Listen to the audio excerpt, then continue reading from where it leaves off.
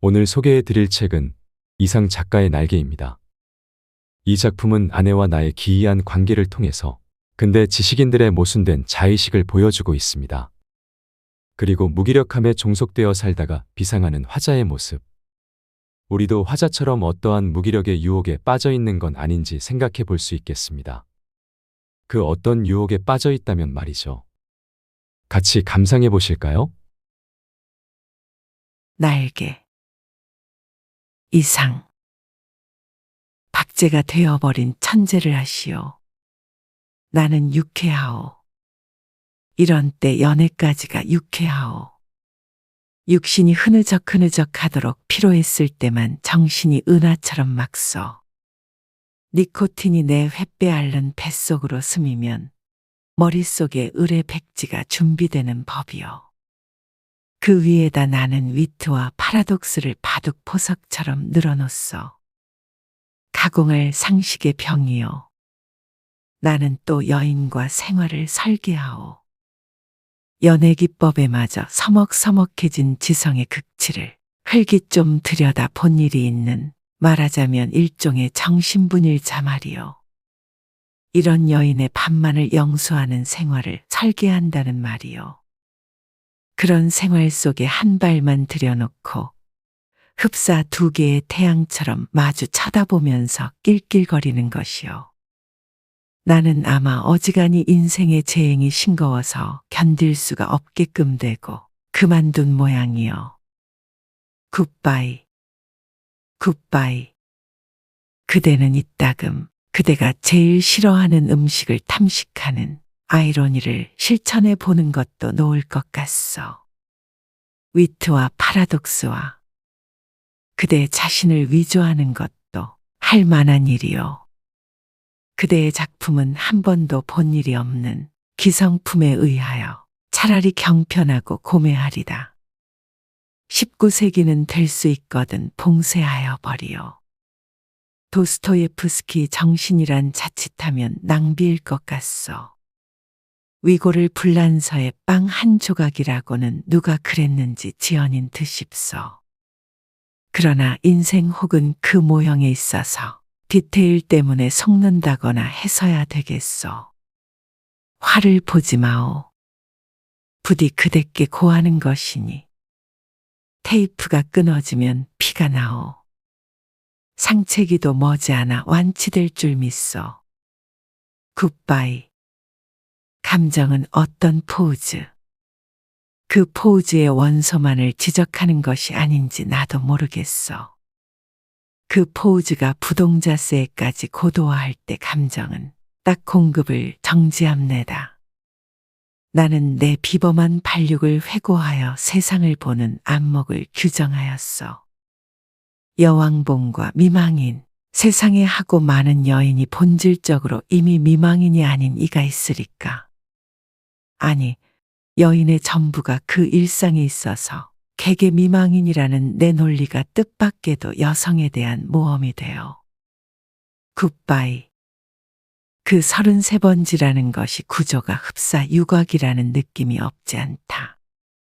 한 번지에 18가구가 죽 어깨를 맞대고 늘어서서 창호가 똑같고 아궁이 모양이 똑같다. 게다가 각 가구에 사는 사람들이 송이송이 꽃과 같이 점다. 해가 들지 않는다. 해가 드는 것을 그들이 모른 채 하는 까닭이다. 턱살 밑에다 철줄을 메고 얼룩진 이부자리를 널어 말린다는 핑계로 미닫이에 해가 드는 것을 막아버린다. 침침한 방 안에서 낮잠들을 잔다. 그들은 밤에는 잠을 자지 않나? 알 수 없다. 나는 밤이나 낮이나 잠만 자느라고 그런 것을 알 길이 없다. 33번지 18가구의 낮은 참 조용하다. 조용한 것은 나뿐이다. 어둑어둑하면 그들은 이부자리를 걷어들인다. 전등불이 켜진 뒤에 18가구는 낮보다 훨씬 화려하다. 저물도록 미닫이 여닫는 소리가 잦다. 바빠진다. 여러 가지 냄새가 나기 시작한다. 비웃 굽는 내 탕고도 오락내, 뜨물내, 비눗내. 그러나 이런 것들보다도 그들의 문패가 제일로 고개를 끄덕이게 하는 것이다. 이 18가구를 대표하는 대문이라는 것이 일각이 져서 외따로 떨어지기는 했으나 있다. 그러나 그것은 한 번도 다친 일이 없는 한길이나 마찬가지 대문인 것이다. 온갖 장사치들은 하루 가운데 어느 시간에라도 이 대문을 통하여 드나들 수 있는 것이다. 이네들은 문간에서 두부를 사는 것이 아니라 미닫이를 열고 방에서 두부를 사는 것이다. 이렇게 생긴 33번지 대문에 그들 18가구의 문패를 몰아다 붙이는 것은 의미가 없다. 그들은 어느 사이엔가 강미닫이 위 백인당이니 길상당이니 써 붙인 한 곁에다 문패를 붙이는 풍속을 가져버렸다. 내 방 미닫이 위 한 곁에 칼표 딱지를 내세다 낸 것만한 내 안이 내 아내의 명함이 붙어 있는 것도 이 풍속을 좇은 것이 아닐 수 없다. 나는 그러나 그들의 아무와도 놀지 않는다. 놀지 않을 뿐만 아니라 인사도 않는다. 나는 내 아내와 인사하는 외에 누구와도 인사하고 싶지 않았다. 내 아내 외에 다른 사람과 인사를 하거나 놀거나 하는 것은 내 아내 낯을 보아 좋지 않은 일인 것만 같이 생각이 되었기 때문이다. 나는 이만큼까지 내 아내를 소중히 생각한 것이다. 내가 이렇게까지 내 아내를 소중히 생각한 까닭은 이 33번지 18가구 속에서 내 아내가 내 아내의 명함처럼 제일 작고 제일 아름다운 것을 안 까닭이다. 18가구의 각기 빌어들은 송이송이 꽃들 가운데서도 내 아내가 특히 아름다운 한 떨기의 꽃으로 이 함석지붕 및 볕 안 드는 지역에서 어디까지든지 찬란하였다. 따라서 그런 한 떨기 꽃을 지키고 아니 그 꽃에 매어 달려 사는 나라는 존재가 도무지 형언할 수 없는 거북살스러운 존재가 아닐 수 없었던 것은 물론이다. 나는 어디까지든지 내 방이 집이 아니다. 집은 없다. 마음에 들었다.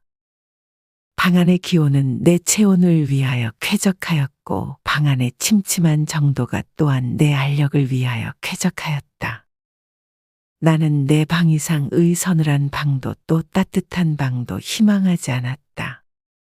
이 이상으로 밝거나 이 이상으로 아늑한 방은 원하지 않았다. 내 방은 나 하나를 위하여 요만한 정도를 꾸준히 지키는 것 같아 늘 내 방에 감사하였고 나는 또 이런 방을 위하여 이 세상에 태어난 것만 같아서 즐거웠다. 그러나 이것은 행복이라든가 불행이라든가 하는 것을 계산하는 것은 아니었다.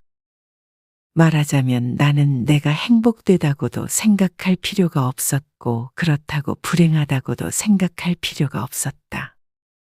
그냥 그날을 그저 까닭없이 펀둥펀둥 게으르고만 있으면 만사는 그만이었던 것이다.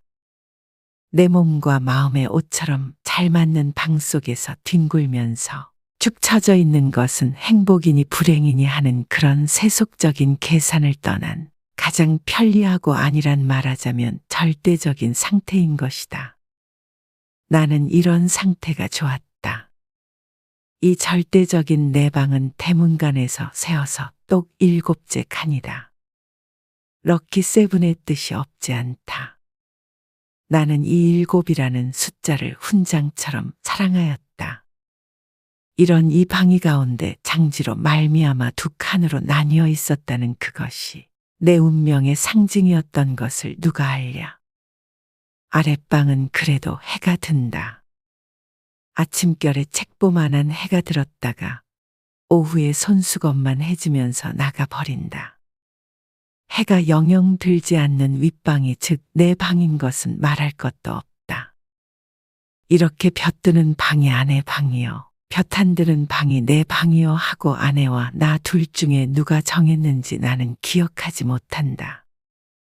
그러나 나에게는 불평이 없다. 아내가 외출만 하면 나는 얼른 아랫방으로 와서 그 동쪽으로 난 들창을 열어놓으면 들이비치는 햇살이 아내의 화장대를 비쳐 가지각색 병들이 아롱이 지면서 찬란하게 빛나고, 이렇게 빛나는 것을 보는 것은 다시 없는 내 오락이다. 나는 조그만 돋보기를 꺼내가지고 아내만이 사용하는 지리가미를 꺼내가지고 그을려가면서 불장난을 하고 논다.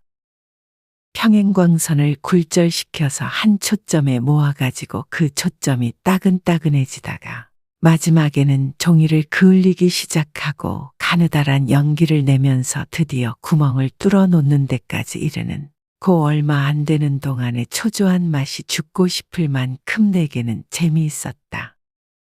이 장난이 실증이 나면 나는 또 아내의 손잡이 거울을 가지고 여러 가지로 논다.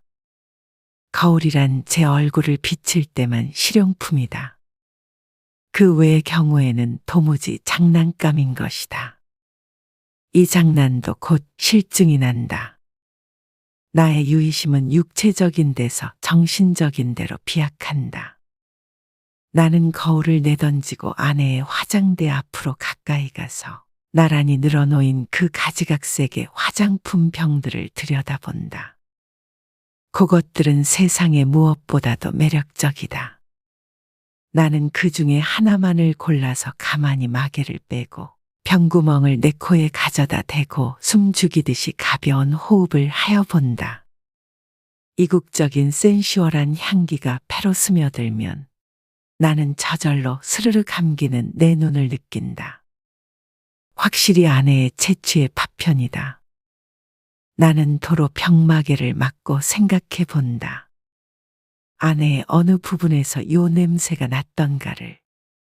그러나 그것은 분명하지 않다. 왜? 아내의 채취는 여기 늘어섰는 가지각색 향기의 합계일 것이니까. 아내의 방은 늘 화려하였다. 내 방이 벽에 못한 게 꽂히지 않은 소박한 것인 반대로 아내 방에는 천장 밑으로 쫙 돌려 못이 박히고 몸마다 화려한 아내의 치마와 저고리가 걸렸다. 여러 가지 무늬가 보기 좋다. 나는 그 여러 조각의 치마에서 늘 아내의 동체와 그 동체가 될 수 있는 여러 가지 포즈를 연상하면서 내 마음은 늘 점잖지 못하다. 그렇건만 나에게는 옷이 없었다. 아내는 내게 옷을 주지 않았다. 입고 있는 골덴 양복 한 벌이 내 자리옷이었고 통상복과 나들이 옷을 겸한 것이었다. 그리고 하인에게 스웨터가 한 조각 사철을 통한 내내이다. 그것들은 하나같이 다 빛이 검다. 그것은 내 짐작 같아서는 즉 빨래를 될 수 있는 데까지 하지 않아도 보기 싫지 않게 하기 위한 것이 아닌가 한다. 나는 허리와 두 가랑이 세 군데 다 고무밴드가 끼어있는 부드러운 사루마다를 입고 그리고 아무 소리 없이 잘 놀았다. 어느덧 손수건만해졌던 볕이 나갔는데 아내는 외출해서 돌아오지 않는다. 나는 요만이라도 좀 피곤하였고 또 아내가 돌아오기 전에 내 방으로 가 있어야 될 것을 생각하고 그만 내 방으로 건너간다. 내 방은 침침하다. 나는 이불을 뒤집어 쓰고 낮잠을 잔다. 한 번도 거둔 일이 없는 내 이부자리는 내 몸뚱이의 일부분처럼 내게는 참 반갑다. 잠은 잘 오는 적도 있다. 그러나 또 전신이 까칫까칫하면서 영잠이 오지 않는 적도 있다. 그런 때는 아무 제목으로나 제목을 하나 골라서 연구하였다. 나는 내 좀 축축한 이불 속에서 참 여러 가지 발명도 하였고 논문도 많이 썼다. 시도 많이 지었다. 그러나 그것들은 내가 잠이 드는 것과 동시에 내 방에 담겨서 철철 넘치는 그 흐느흐느한 공기에 다 비누처럼 풀어져서 온데간데 없고 한잠 자고 깨인 나는 속이 무명언겁이나 메밀 껍질로 띵띵 찬 한 덩어리 베개와도 같은 한 벌 신경이었을 뿐이고 하였다. 그러기에 나는 빈대가 무엇보다도 싫었다. 그러나 내 방에서는 겨울에도 몇 마리의 빈대가 끊이지 않고 나왔다. 내게 근심이 있었다면 오직 이 빈대를 미워하는 근심일 것이다. 나는 빈대에게 물려서 가려운 자리를 피가 나도록 긁었다. 쓰라리다. 그것은 그윽한 쾌감에 틀림없었다. 나는 홍곤히 잠이 든다. 나는 그러나 그런 이불 속의 사색 생활에서도 적극적인 것을 궁리하는 법이 없다. 내게는 그럴 필요가 대체 없었다. 만일 내가 그런 좀 적극적인 것을 궁리해내었을 경우에 나는 반드시 내 아내와 의논하여야 할 것이고, 그러면 반드시 나는 아내에게 꾸지람을 들을 것이고, 나는 꾸지람이 무서웠다느니 보다는 성가셨다.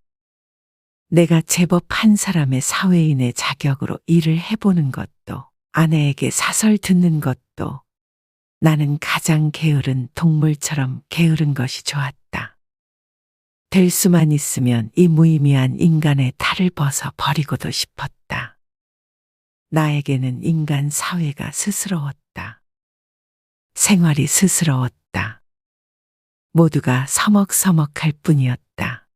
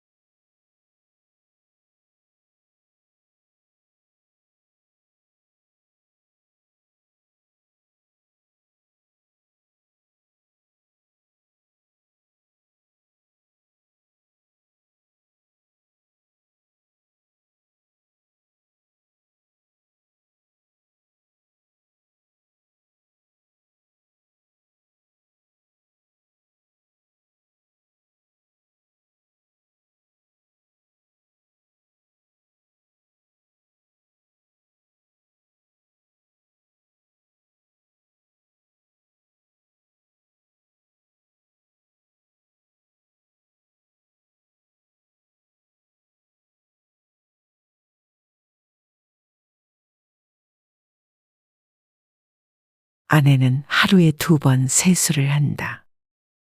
나는 하루 한 번도 세수를 하지 않는다. 나는 밤중 3시나 4시쯤에서 변소에 갔다. 달이 밝은 밤에는 한참씩 마당에 우두커니 섰다가 들어오곤 한다. 그러니까 나는 28가구의 아무와도 얼굴이 마주치는 일이 거의 없다. 그러면서도 나는 28가구의 젊은 여인네 얼굴들을 거반 다 기억하고 있었다. 그들은 하나같이 내 아내만 못하였다. 11시쯤 해서 하는 아내의 첫 번 세수는 좀 간단하다. 그러나 저녁 7시쯤에서 하는 두 번째 세수는 손이 많이 간다. 아내는 낮에보다도 밤에 더 좋고 깨끗한 옷을 입는다. 그리고 낮에도 외출하고 밤에도 외출하였다. 아내에게 직업이 있었던가? 나는 아내의 직업이 무엇인지 알 수 없다. 만일 아내에게 직업이 없었다면 같이 직업이 없는 나처럼 외출할 필요가 생기지 않을 것인데. 아내는 외출한다. 외출할 뿐만 아니라 내객이 많다. 아내에게 내객이 많은 날은 나는 온종일 내 방에서 이불을 쓰고 누워 있어야만 된다. 불장난도 못한다. 화장품 냄새도 못 맡는다. 그런 날은 나는 의식적으로 우울해하였다. 그러면 아내는 나에게 돈을 준다. 50전짜리 은하다. 나는 그것이 좋았다. 그러나 그것을 무엇에 써야 옳을지 몰라서 늘 머리맡에 던져 두고 한 것이 어느 결에 모여서 꽤 많아졌다.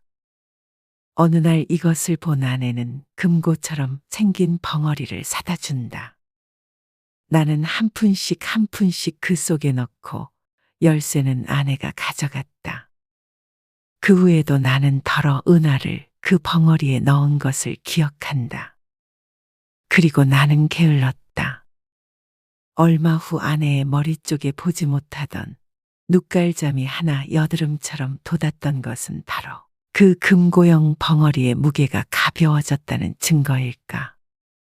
그러나 나는 드디어 머리맡에 놓았던 그 벙어리에 손을 대지 않고 말았다. 내 게으름은 그런 것에 내 주의를 환기시키기도 싫었다. 아내에게 내객이 있는 날은 이불 속으로 앞만 깊이 들어가도 비 오는 날만큼 잠이 잘 오지 않았다. 나는 그런 때 나에게 왜 늘 돈이 있나, 왜 돈이 많은가를 연구했다. 내객들은 장지 저쪽에 내가 있는 것을 모르나 보다. 내 아내와 나도 좀 하기 어려운 농을 아주 서슴지 않고 쉽게 해 던지는 것이다. 그러나 내 아내를 찾은 서너 사람의 내객들은 늘 비교적 점잖았다고 볼 수 있는 것이 자정이 좀 지나면 을의 도라들 같다. 그들 가운데에는 퍽교양이 얕은 자도 있는 듯 싶었는데 그런 자는 보통 음식을 사다 먹고 논다. 그래서 보충을 하고 대체로 무사하였다. 나는 우선 아내의 직업이 무엇인가를 연구하기에 착수하였으나 좁은 시야와 부족한 지식으로는 이것을 알아내기 힘이 든다.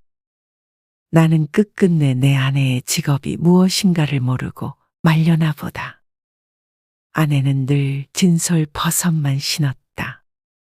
아내는 밥도 지었다. 아내가 밥을 짓는 것을 나는 한 번도 구경한 일은 없으나 언제든지 끼니 때면 내 방으로 내 조석밥을 날라다 주는 것이다. 우리 집에는 나와 내 아내 외에 다른 사람은 아무도 없다. 이 밥은 분명 아내가 손수 지었음에 틀림없다. 그러나 아내는 한 번도 나를 자기 방으로 부른 일은 없다. 나는 늘 웃방에서나 혼자서 밥을 먹고 잠을 잤다. 밥은 너무 맛이 없었다. 반찬이 너무 엉성하였다.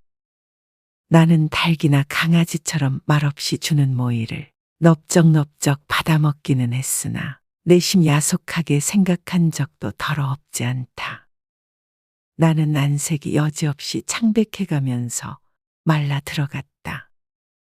나날이 눈에 보이듯이 기운이 줄어들었다. 영양 부족으로 하여 몸뚱이 곳곳에 뼈가 불쑥불쑥 내어 밀었다. 하룻밤 사이에도 수십 차를 돌쳐 눕지 않고는 여기저기가 배겨서 나는 배겨낼 수가 없었다.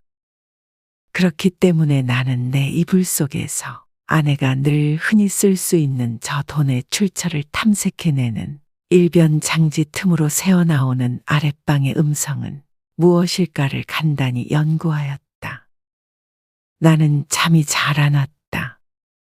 깨달았다. 아내가 쓰는 그 돈은 내게는 다만 실없는 사람들로밖에 보이지 않는 까닭모를 내객들이 놓고 가는 것이 틀림없으리라는 것을 깨달았다. 그러나 왜 그들 내객은 돈을 놓고 가나? 왜 내 아내는 그 돈을 받아야 되나? 하는 예의관념이 내게는 도무지 알 수 없는 것이었다. 그것은 그저 예의에 지나지 않는 것일까? 그렇지 않으면 혹 무슨 대가일까? 보수일까? 내 아내가 그들의 눈에는 동정을 받아야만 할 한 가엾은 인물로 보였던가? 이런 것들을 생각하노라면 을에 내 머리는 그냥 혼란하여 버리고 하였다. 잠들기 전에 획득했다는 결론이 오직 불쾌하다는 것뿐이었으면서도 나는 그런 것을 아내에게 물어보거나 한 일이 참 한 번도 없다. 그것은 대체 귀찮기도 하려니와 한 점 자고 일어나는 나는 사뭇 단 사람처럼 이것도 저것도 다 깨끗이 잊어버리고 그만두는 까닭이다. 내객들이 돌아가고 혹 외출해서 돌아오고 하면 아내는 간편한 것으로 옷을 바꾸어 입고 내 방으로 나를 찾아온다. 그리고 이불을 들치고 내 귀에는 영 생동생동한 몇 마디 말로 나를 위로하려 든다. 나는 조소도 고소도 홍소도 아닌 웃음을 얼굴에 띠고 아내의 아름다운 얼굴을 쳐다본다. 아내는 방글에 웃는다. 그러나 그 얼굴에 떠도는 일말의 애수를 나는 놓치지 않는다. 아내는 능히 내가 배고파하는 것을 눈치챌 것이다. 그러나 아랫방에서 먹고 남은 음식을 나에게 주려 들지는 않는다. 그것은 어디까지든지 나를 존경하는 마음일 것임에 틀림없다. 나는 배가 고프면서도 저기 마음이 든든한 것을 좋아했다. 아내가 무엇이라고 짓거리고 갔는지 귀에 남아있을 리가 없다. 다만 내 머리맡에 아내가 놓고 간 은하가 전등불에 흐릿하게 빛나고 있을 뿐이다. 고 금고형 벙어리 속의 은하가 얼마만큼이나 모였을까? 나는 그러나 그것을 쳐들어보지 않았다. 그저 아무런 의욕도 기원도 없이 그 단추구멍처럼 생긴 틈바구니로 은하를 떨어뜨려 둘 뿐이었다.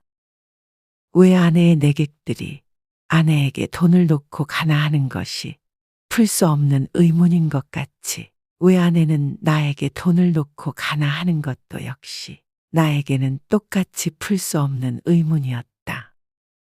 내 비록 아내가 내게 돈을 놓고 가는 것이 싫지 않았다 하더라도 그것은 다만 그것이 내 손가락 닿는 순간에서부터 고벙어리 주둥이에서 자취를 감추기까지 하잘것없는 짧은 촉각이 좋았달 뿐이지 그 이상 아무 기쁨도 없다.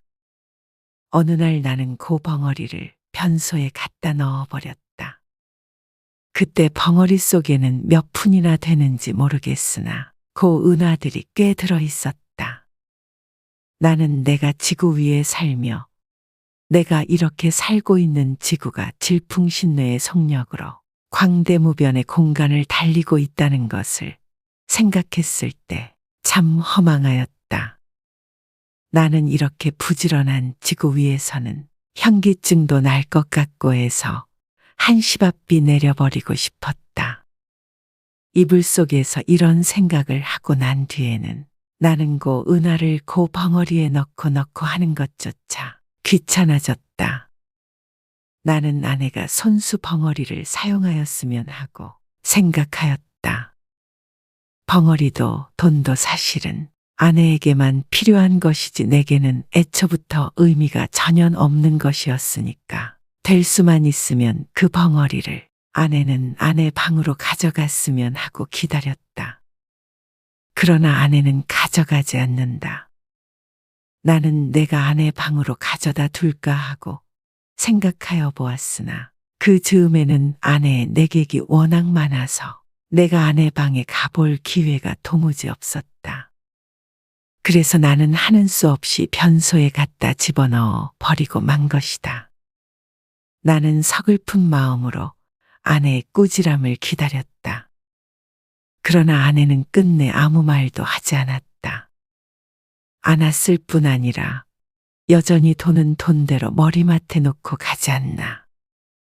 내 머리맡에는 어느덧 은하가 꽤 많이 모였다. 내객이 아내에게 돈을 놓고 가는 것이나 아내가 내게 돈을 놓고 가는 것이나 일종의 쾌감. 그 외에 다른 아무런 이유도 없는 것이 아닐까 하는 것을 나는 또 이불 속에서 연구하기 시작하였다. 쾌감이라면 어떤 종류의 쾌감일까를 계속하여 연구하였다. 그러나 그것은 이불 속의 연구로는 알 길이 없었다. 쾌감 하고 나는 뜻밖에도 이 문제에 대해서만 흥미를 느꼈다. 아내는 물론 나를 늘 감금하여 두다시피 하여왔다. 내게 불평이 있을 리 없다. 그런 중에도 나는 그 쾌감이라는 것의 유무를 체험하고 싶었다. 나는 아내의 밤 외출 틈을 타서 밖으로 나왔다. 나는 거리에서 잊어버리지 않고 가지고 나온 은하를 지폐로 바꾼다. 5원이나 된다. 그것을 주머니에 넣고 나는 목적지를 잃어버리기 위하여 얼마든지 거리를 쏘다녔다. 오래간만에 보는 거리는 거의 경의에 가까울 만큼 내 신경을 흥분시키지 않고는 마지 않았다. 나는 금시에 피곤하여 버렸다. 그러나 나는 참았다. 그리고 밤이 이슥하도록 까닭을 잃어버린 채 이 거리 저 거리로 지양 없이 헤매었다. 돈은 물론 한 푼도 쓰지 않았다. 돈을 쓸 아무 엄두도 나서지 않았다. 나는 벌써 돈을 쓰는 기능을 완전히 상실한 것 같았다. 나는 과연 피로를 이 이상 견디기가 어려웠다. 나는 가까스로 내 집을 찾았다. 나는 내 방을 가려면 아내 방을 통과하지 않으면 안 될 것을 알고 아내에게 내객이 있나 없나를 걱정하면서 미닫이 앞에서 좀 거북살스럽게 기침을 한 번 했더니 이것은 참 또 너무도 암상스럽게 미닫이가 열리면서 아내의 얼굴과 그 등 뒤에 낯설은 남자의 얼굴이 이쪽을 내다보는 것이다.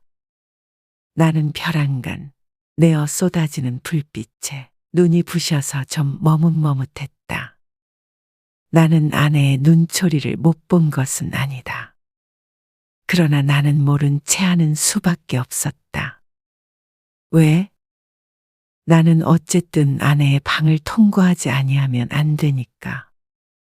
나는 이불을 뒤집었었다. 무엇보다도 다리가 아파서 견딜 수가 없었다. 이불 속에서는 가슴이 울렁거리면서 암만 해도 까무러칠 것만 같았다. 걸을 때는 몰랐더니 숨이 차다. 등에 식은땀이 쭉 내배인다. 나는 외출한 것을 후회하였다. 이런 피로를 잊고 어서 잠이 들었으면 좋았다. 한잠 잘 자고 싶었다. 얼마 동안이나 비스듬히 엎드려 있었더니 차츰차츰 뚝딱거리는 가슴 동계가 가라앉는다. 그만해도 우선 살 것 같았다. 나는 몸을 들쳐 반드시 천장을 향하여 눕고 쭉 다리를 뻗었다. 그러나 나는 또다시 가슴의 동계를 피할 수 없게 되었다.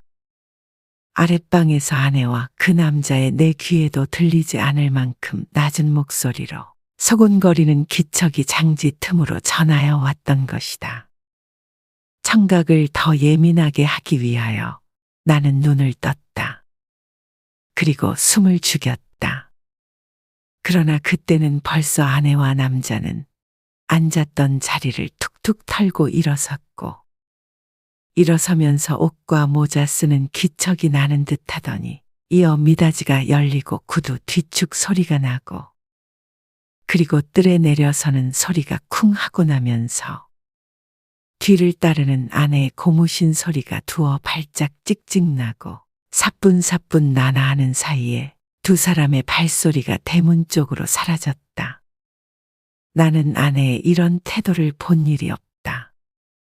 아내는 어떤 사람과도 결코 서곤거리는 법이 없다. 나는 웃방에서 이불을 쓰고 누웠는 동안에도 혹술이 취해서 혀가 잘 돌아가지 않는 내객들의 담화는 털어놓치는 수가 있어도 아내의 높지도 낮지도 않은 말소리는 일찍이 한마디도 놓쳐본 일이 없다. 털어 내 귀에 거슬리는 소리가 있어도 나는 그것이 태어난 목소리로 내 귀에 들렸다는 이유로 충분히 안심이 되었다. 그렇던 아내의 이런 태도는 필시 그 속에 여간하지 않은 사정이 있는 듯 싶이 생각이 되고 내 마음은 좀 서운했으나 그보다도 나는 좀 너무 피로해서 오늘만은 이불 속에서 아무것도 연구하지 않기로 굳게 결심하고 잠을 기다렸다. 낮잠은 좀처럼 오지 않았다. 대문간에 나간 아내도 좀처럼 들어오지 않았다. 그러는 동안에 흐지부지 나는 잠이 들어버렸다. 꿈이 얼숭덜숭 종을 잡을 수 없는 거리의 풍경을 여전히 헤매었다. 나는 몹시 흔들렸다. 내객을 보내고 들어온 아내가 잠든 나를 잡아 흔드는 것이다. 나는 눈을 번쩍 뜨고 아내의 얼굴을 쳐다보았다. 아내의 얼굴에는 웃음이 없다. 나는 좀 눈을 비비고 아내의 얼굴을 자세히 보았다. 노기가 눈초리에 떠서 얇은 입술이 바르르 떨린다. 좀처럼 이 노기가 풀리기는 어려울 것 같았다. 나는 그대로 눈을 감아버렸다. 벼락이 내리기를 기다린 것이다. 그러나 새근하는 숨소리가 나면서 부스스 아내의 치맛자락 소리가 나고 장지가 여닫히며 아내는 아내 방으로 돌아갔다. 나는 다시 몸을 돌쳐 이불을 뒤집어 쓰고는 개구리처럼 엎드리고 엎드려서 배가 고픈 가운데도 오늘 밤의 외출을 또 한 번 후회하였다. 나는 이불 속에서 아내에게 사죄하였다. 그것은 내 오해라고. 나는 사실 밤이 퍼그나 이슥한 줄만 알았던 것이다.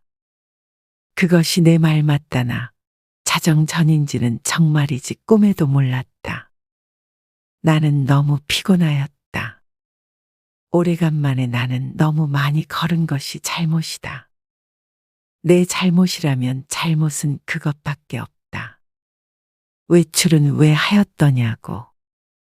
나는 그 머리맡에 저절로 모인 5원 돈을 아무에게라도 좋으니 주어보고 싶었던 것이다. 그뿐이다. 그러나 그것도 내 잘못이라면 나는 그렇게 알겠다. 나는 후회하고 있지 않나. 내가 그 5원 돈을 써버릴 수가 있었던들 나는 자정 안에 집에 돌아올 수 없었을 것이다. 그러나 거리는 너무 복잡하였고 사람은 너무도 들끓었다. 나는 어느 사람을 붙들고 그 5원 돈을 내어 주어야 할지 갈피를 잡을 수가 없었다. 그러는 동안에 나는 여지없이 피곤해 버리고 말았던 것이다. 나는 무엇보다도 좀 쉬고 싶었다. 눕고 싶었다. 그래서 나는 하는 수 없이 집으로 돌아온 것이다. 내 짐작 같아서는 밤이 어지간히 늦은 줄만 알았는데 그것이 불행히도 자정 전이었다는 것은 참 안 된 일이다. 미안한 일이다. 나는 얼마든지 사죄하여도 좋다. 그러나 종시 아내의 오해를 풀지 못하였다 하면 내가 이렇게까지 사죄하는 보람은 그럼 어디 있나? 한심하였다. 1시간 동안을 나는 이렇게 초조하게 굴지 않으면 안 되었다. 나는 이불을 획 젖혀버리고 일어나서 창지를 열고 아내 방으로 비틀비틀 달려갔던 것이다. 내게는 거의 의식이라는 것이 없었다. 나는 아내 이불 위에 엎드러지면서 바지 포켓 속에서 그 돈 5원을 꺼내 아내 손에 쥐어준 것을 간신히 기억할 뿐이다. 이튿날 잠이 깨었을 때 나는 내 아내 방 안에 이불 속에 있었다. 이것이 이 33번지에서 살기 시작한 이래 내가 아내 방에서 잔 맨 처음이었다. 해가 들창에 훨씬 높았는데 아내는 이미 외출하고 벌써 내 곁에 있지는 않다. 아니, 아내는 어쩌녕 내가 의식을 잃은 동안에 외출한 것인지도 모른다. 그러나 나는 그런 것을 조사하고 싶지 않았다. 다만 전신이 찌뿌드드한 것이 손가락 하나 꼼짝할 힘조차 없었다. 책보보다 좀 작은 면적의 볕이 눈이 부시다. 그 속에서 수없이 먼지가 흡사 미생물처럼 난무한다. 코가 콱 막히는 것 같다. 나는 다시 눈을 감고 이불을 푹 뒤집어 쓰고 낮잠을 자기에 착수하였다. 그러나 코를 스치는 아내의 채취는 꽤 도발적이었다. 나는 몸을 여러 번 비비꼬면서 아내의 화장대에 늘어선 고가지각색 화장품 병들의 마개를 뽑았을 때 풍기는 냄새를 더듬느라고 좀처럼 잠은 들지 않는 것을 나는 어찌하는 수도 없었다. 견디다 못하여 나는 그만 이불을 걷어차고 벌떡 일어나서 내 방으로 갔다. 내 방에는 다 식어빠진 내 끼니가 가지런히 놓여 있는 것이다. 아내는 내 모이를 여기다 두고 나간 것이다. 나는 우선 배가 고팠다. 한 숟갈을 입에 떠넣었을 때 그 촉감은 참 너무도 냉회와 같이 서늘하였다. 나는 숟갈을 놓고 내 이불 속으로 들어갔다. 하룻밤을 비웠던 내 이부자리는 여전히 반갑게 나를 맞아준다. 나는 내 이불을 뒤집어 쓰고 이번에는 참 늘어지게 한잠 잤다.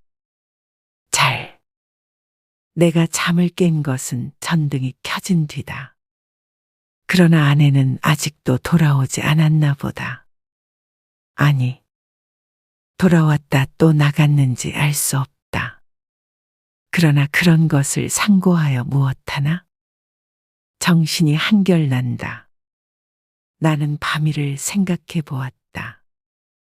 그 돈 5원을 아내 손에 쥐어주고 넘어졌을 때 느낄 수 있었던 쾌감을 나는 무엇이라고 설명할 수가 없었다. 그러나 내객들이 내 아내에게 돈 놓고 가는 심리며 내 아내가 내게 돈 놓고 가는 심리의 비밀을 나는 알아낸 것 같아서 여간 즐거운 것이 아니다. 나는 속으로 빙그레 웃어보았다. 이런 것을 모르고 오늘까지 지내온 내 자신이 어떻게 우스꽝스럽게 보이는지 몰랐다. 따라서 나는 또 오늘 밤에도 외출하고 싶었다. 그러나 돈이 없다. 나는 또 어쩌녁에 그 돈 5원을 한꺼번에 아내에게 주어버린 것을 후회하였다. 또 고벙어리를 변소에 갖다 쳐넣어버린 것도 후회하였다. 나는 실없이 실망하면서 습관처럼 그 돈 5원이 들어있던 내 바지 포켓에 손을 넣어 한번 휘둘러 보았다. 뜻밖에도 내 손에 쥐어지는 것이 있었다. 2원밖에 없다. 그러나 많아야 맛은 아니다. 얼마간이고 있으면 된다. 나는 그만한 것이 여간 고마운 것이 아니었다. 나는 기운을 얻었다. 나는 그 단벌 다 떨어진 골된 양복을 걸치고 배고픈 것도 주제에 사나운 것도 다 잊어버리고 활갯짓을 하면서 또 거리로 나섰다. 나서면서 나는 제발 시간이 화살 탄 듯해서 자정이 어서 획 지나버렸으면 하고 조바심을 태웠다. 아내에게 돈을 주고 아내 방에서 자보는 것은 어디까지든지 좋았지만 만일 잘못해서 자정 전에 집에 들어갔다가 아내의 눈총을 맞는 그것은 여간 무서운 일이 아니었다. 나는 저물도록 길가 시계를 들여다보고 하면서 또 지양 없이 거리를 방황하였다. 그러나 이날은 좀처럼 피곤하지는 않았다. 다만 시간이 좀 너무 더디게 가는 것만 같아서 안타까웠다. 경성역 시계가 확실히 자정을 지난 것을 본 뒤에 나는 집을 향하였다. 그날은 그 일각대문에서 아내와 아내의 남자가 이야기하고 섰는 것을 만났다. 나는 모른 체하고 두 사람 곁을 지나서 내 방으로 들어갔다. 뒤이어 아내도 들어왔다. 와서는 이 밤중에 평생 안 하던 쓰레기를 하는 것이었다. 조금 있다가 아내가 눕는 기척을 엿보자마자 나는 또 장지를 열고 아내 방으로 가서 그 돈 2원을 아내 손에 덥석 쥐어주고 그리고 하여간 그 2원을 오늘 밤에도 쓰지 않고 도로 가져온 것이 참 이상하다는 듯이 아내는 내 얼굴을 몇 번이고 엿보고 아내는 드디어 아무 말도 없이 나를 자기 방에 재워주었다. 나는 이 기쁨을 세상의 무엇과도 바꾸고 싶지는 않았다. 나는 편히 잘 잤다. 이튿날도 내가 잠이 깨었을 때는 아내는 보이지 않았다. 나는 또 내 방으로 가서 피곤한 몸이 낮잠을 잤다. 내가 아내에게 흔들려 깨었을 때는 역시 불이 들어온 뒤였다. 아내는 자기 방으로 나를 오라는 것이다. 이런 일은 또 처음이다. 아내는 끊임없이 얼굴에 미소를 띠고 내 팔을 이끄는 것이다. 나는 이런 아내의 태도 이면에 앵간치 않은 음모가 숨어 있지는 않은가 하고 저기 불안을 느끼지 않을 수 없었다. 나는 아내의 하자는 대로 아내의 방으로 끌려갔다. 아내 방에는 저녁 밥상이 조촐하게 차려져 있는 것이다. 생각하여 보면 나는 이틀을 굶었다. 나는 지금 배고픈 것까지도 긴가민가 잊어버리고 얼음얼음하던 차다. 나는 생각하였다. 이 최후의 만찬을 먹고 나자마자 벼락이 내려도 나는 차라리 후회하지 않을 것을. 사실 나는 인간 세상이 너무나 심심해서 못 견디겠던 차다. 모든 것이 성가시고 귀찮았으나 그러나 불의의 재난이라는 것은 즐겁다. 나는 마음을 턱 놓고 조용히 아내와 마주 이해귀한 저녁밥을 먹었다. 우리 부부는 이야기하는 법이 없었다. 밥을 먹은 뒤에도 나는 말이 없이 부스스 일어나서 내 방으로 건너가 버렸다. 아내는 나를 붙잡지 않았다. 나는 벽에 기대어 앉아서 담배를 한 대 피워 물고 그리고 벼락이 떨어질 테거든 어서 떨어져라 하고 기다렸다. 5분, 10분. 그러나 벼락은 내리지 않았다. 긴장이 차츰 풀어지기 시작한다. 나는 어느덧 오늘 밤에도 외출할 것을 생각하고 있었다. 돈이 있었으면 하고 생각하고 있었다. 그러나 돈은 확실히 없다. 오늘은 외출하여도 나중에 올 무슨 기쁨이 있나. 내 앞이 그저 아뜩하였다. 나는 화가 나서 이불을 뒤집어 쓰고 이리 뒹굴 저리 뒹굴 굴렀다. 금시 먹은 밥이 목으로 자꾸 치밀어 올라온다. 메스꺼웠다. 하늘에서 얼마라도 좋으니 왜 지폐가 소낙비처럼 퍼붓지 않나. 그것이 그저 한없이 야속하고 슬펐다. 나는 이렇게 밖에 돈을 구하는 아무런 방법도 알지는 못했다. 나는 이불 속에서 좀 울었나 보다. 왜 없느냐면서. 그랬더니 아내가 또 내 방해를 왔다.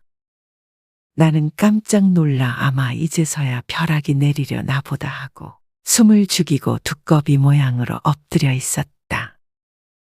그러나 떨어진 입을 새어나오는 아내의 말소리는 참 부드러웠다. 정다웠다. 아내는 내가 왜 우는지를 안다는 것이다. 돈이 없어서 그러는 게 아니란다.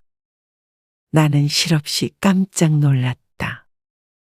어떻게 사람의 속을 환하게 들여다보는 거에서 나는 한편으로 슬그머니 겁도 안 나는 것은 아니었으나 저렇게 말하는 것을 보면 아마 내게 돈을 줄 생각이 있나 보다. 만일 그렇다면 오죽이나 좋은 일일까. 나는 이불 속에 뚫뚫 말린 채 고개도 들지 않고 아내의 다음 거동을 기다리고 있으니까 예쏘하고 내 머리맡에 내려뜨리는 것은 그 가뿐한 음향으로 보아 지폐에 틀림없었다. 그리고 내 귀에다 대고 오늘을랑 어제보다도 늦게 돌아와도 좋다고 속삭이는 것이다. 그것은 어렵지 않다. 우선 그 돈이 무엇보다도 고맙고 반가웠다. 어쨌든 나섰다. 나는 좀 야맹증이다. 그래서 될 수 있는 대로 밝은 거리로 돌아다니기로 했다. 그리고는 경성역 1, 2등 대합실 한곁 티루우메를 들렀다. 그것은 내게는 큰 발견이었다. 거기는 우선 아무도 아는 사람이 안 온다. 설사 왔다가도 곧 돌아가니까 좋다. 나는 날마다 여기 와서 시간을 보내리라 속으로 생각하여 두었다. 제일 여기 시계가 어느 시계보다도 정확하리라는 것이 좋았다. 섣불리 서투른 시계를 보고 그것을 믿고 시간 전에 집에 돌아갔다가 큰 코를 다쳐서는 안 된다. 나는 한 복스에 아무것도 없는 것과 마주 앉아서 잘 끓은 커피를 마셨다. 총총한 가운데 여객들은 그래도 한 잔 커피가 즐거운가 보다. 얼른 마시고 무얼 좀 생각하는 것 같이 담벼락도 좀 쳐다보고 하다가 곧 나가버린다. 서글프다. 그러나 내게는 이 서글픈 분위기가 거리의 티루움들의 그 거추장스러운 분위기보다는 절실하고 마음에 들었다. 이따금 들리는 날카로운 혹은 우렁찬 기적 소리가 모차르트보다도 더 가깝다. 나는 메뉴에 적힌 몇 가지 안 되는 음식 이름을 치읽고 내리읽고 여러 번 읽었다. 그것들은 아무라무라는 것이 어딘가 내 어렸을 때 동무들 이름과 비슷한 데가 있었다. 거기서 얼마나 내가 오래 앉았는지 정신이 오락가락하는 중에 객이 슬며시 뜸해지면서 이 구석 저 구석 걷어치우기 시작하는 것을 보면 아마 닫는 시간이 된 모양이다. 11시가 좀 지났구나. 여기도 결코 내 안주의 곳은 아니구나. 어디 가서 자정을 넘길까? 두루 걱정을 하면서 나는 밖으로 나섰다. 비가 온다. 빗발이 제법 굵은 것이 우비도 우산도 없는 나를 고생을 시킬 작정이다. 그렇다고 이런 괴이한 풍모를 차리고 이 홀에서 어물어물하는 수도 없고 에이 비를 맞으면 맞았지 하고 그냥 나서 버렸다. 대단히 선선해서 견딜 수가 없다. 골된 옷이 젖기 시작하더니 나중에는 속속들이 스며들면서 추근거린다. 비를 맞아 가면서라도 견딜 수 있는 데까지 거리를 돌아다녀서 시간을 보내려 하였으나 인제는 선선해서 이 이상은 더 견딜 수가 없다. 오한이 자꾸 일어나면서 이가 딱딱 맞부딪는다. 나는 걸음을 늦추면서 생각하였다. 오늘 같은 굳은 날도 아내에게 내객이 있으려고 없겠지 하는 생각이 드는 것이다. 집으로 가야겠다.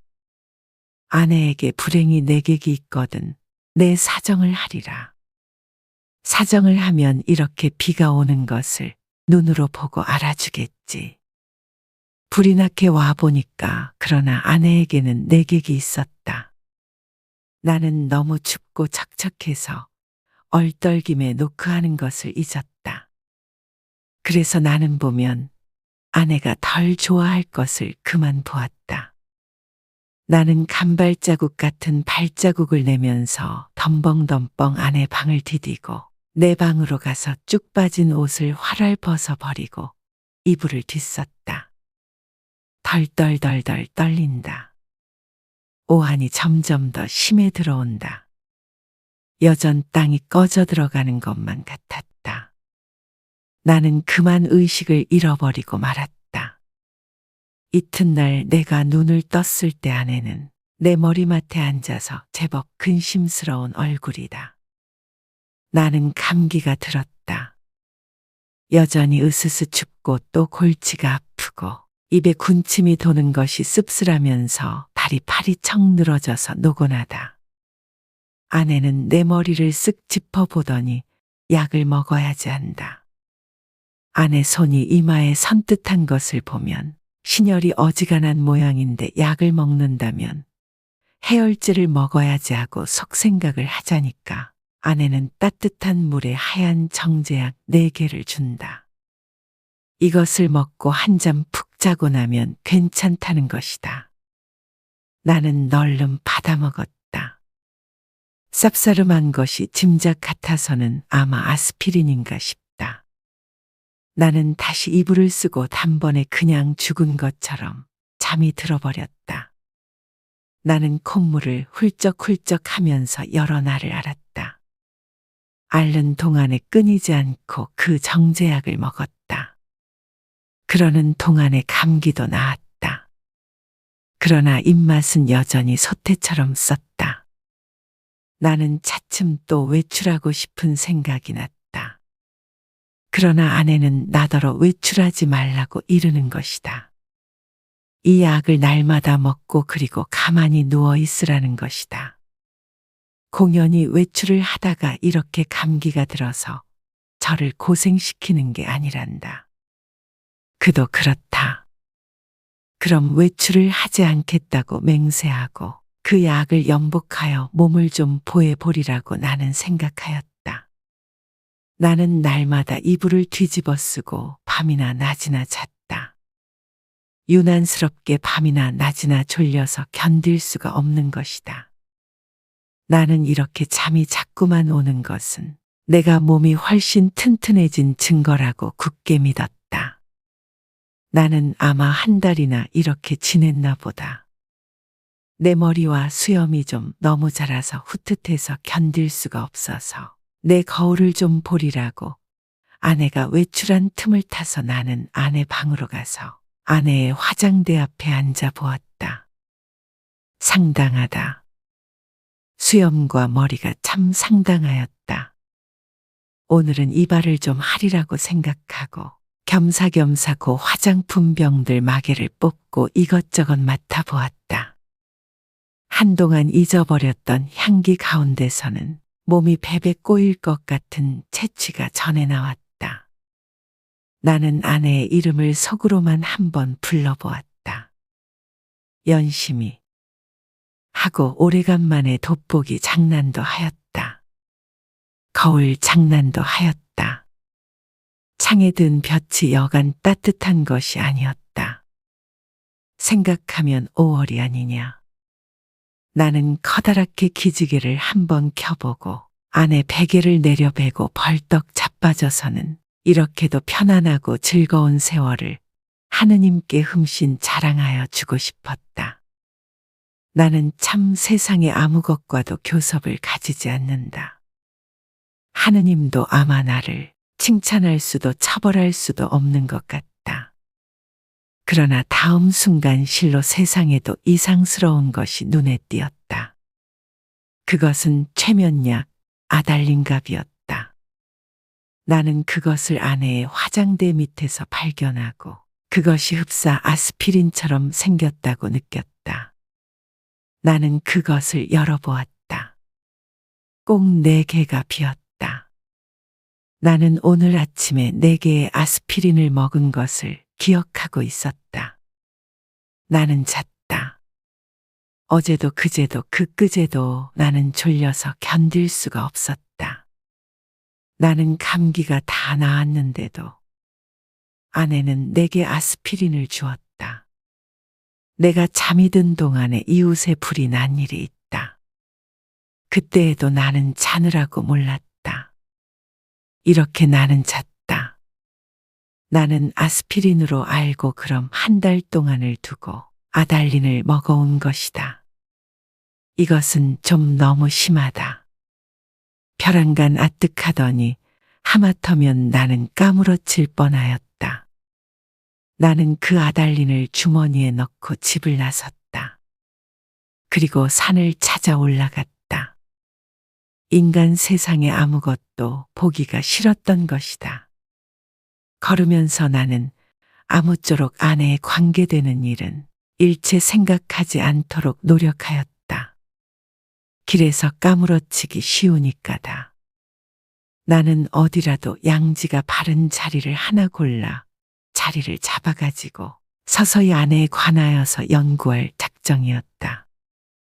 나는 길가의 돌장판 구경도 못한 징개나리꽃, 종달새, 돌멩이도 새끼를 까는 이야기, 이런 것만 생각하였다. 다행히 길가에서 나는 졸도하지 않았다. 거기는 벤치가 있었다. 나는 거기 정자하고 그리고 그 아스피린과 아달린에 관하여 연구하였다.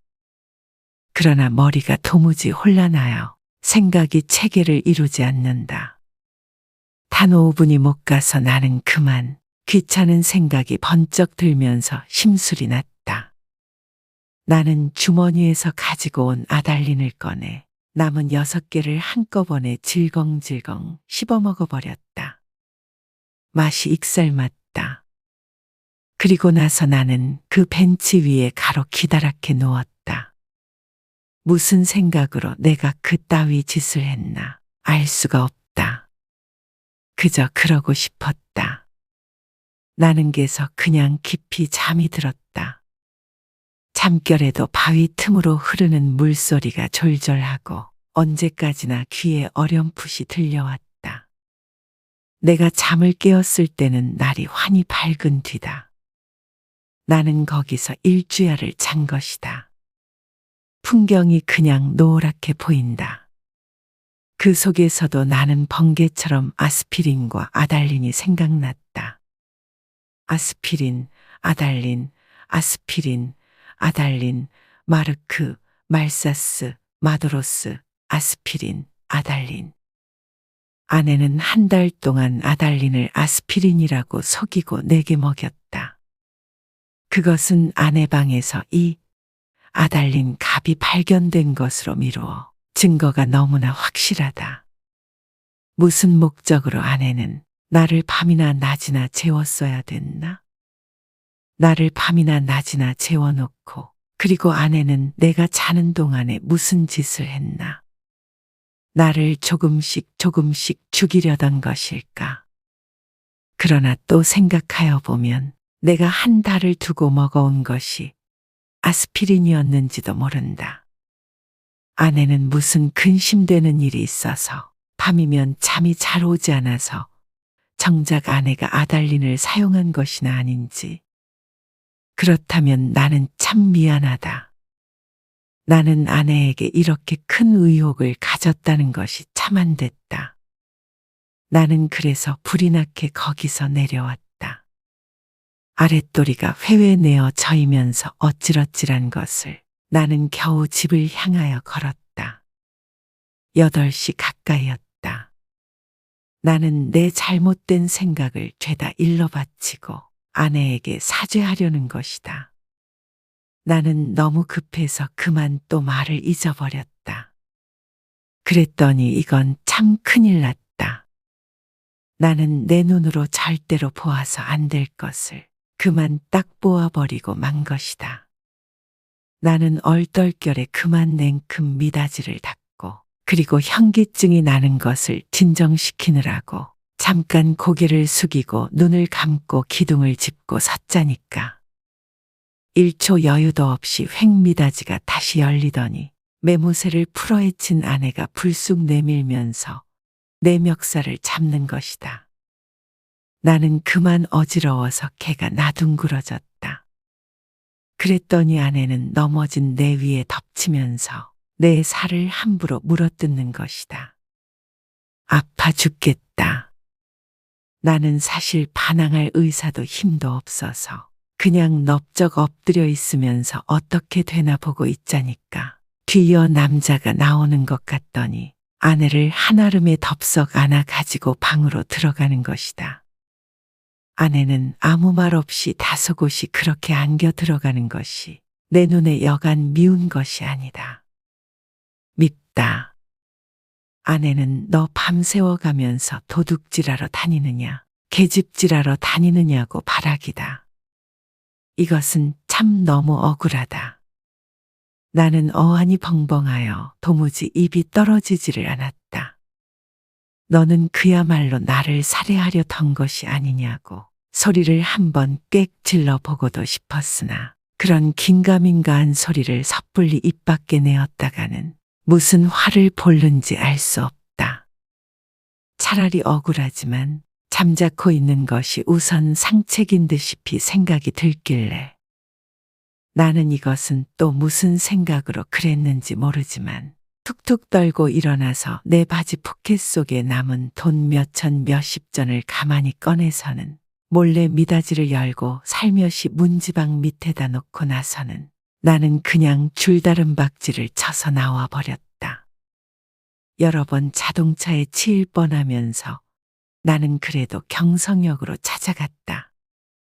빈자리와 마주 앉아서 이쓰디쓴 입맛을 거두기 위하여 무엇으로나 입가심을 하고 싶었다.